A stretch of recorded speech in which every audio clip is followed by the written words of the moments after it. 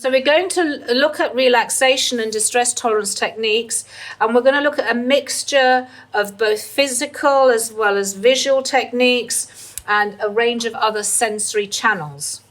And it's really helpful for survivors to make a list of what these are.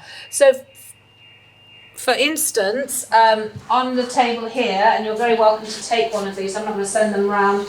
You can take one of these as you leave today.